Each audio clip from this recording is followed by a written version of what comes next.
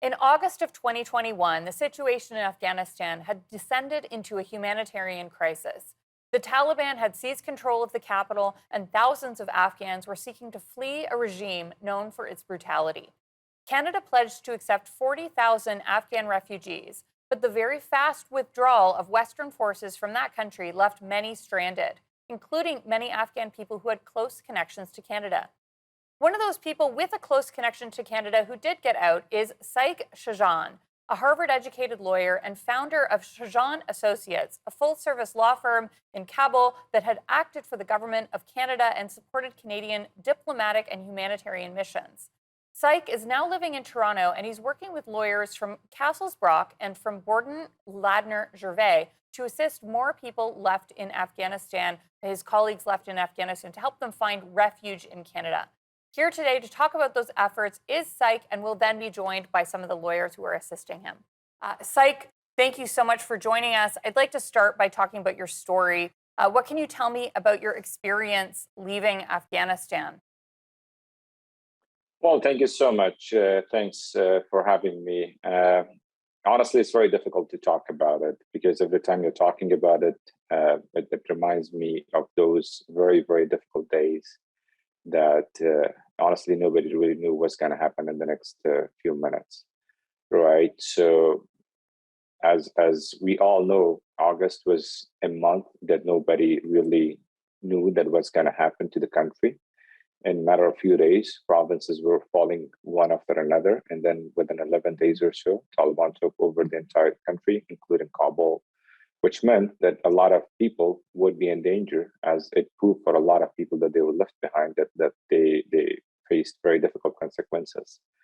So I was no different just because of the background that I had, the kind of work that I was doing. So I found myself to be in danger too. So the only option was to get out of the country. And a little bit earlier, as I said, there were days that the provinces were falling. So there was some indication that okay, things are going to be very, very difficult for people in Afghanistan. I contacted the Canadian officials, colleagues that we were working with in the past, and I told them that this is the situation. And they said that, well, you should apply for the special immigration measures as soon as you can. I did it. My colleagues also did it. So I'm talking about early August now. And then until 15th of August, when collapse happened and Taliban had taken over the city, we did not hear anything. I was lucky that I had a couple of very good friends that they really cared about me and my safety. They got in touch and they made arrangements that I make it out of Afghanistan. So I was able to get out of Afghanistan with my family on the 17th of August. And as we all know, the situation was very difficult, very chaotic. It was not a routine traveling to get out of a airport, right?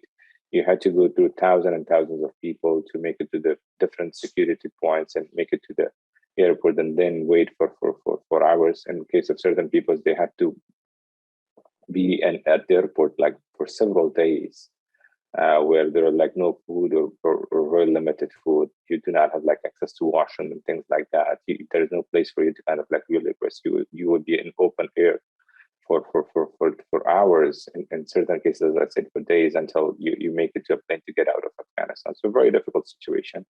Honestly, it's not really pleasant to talk about it every time. I understand.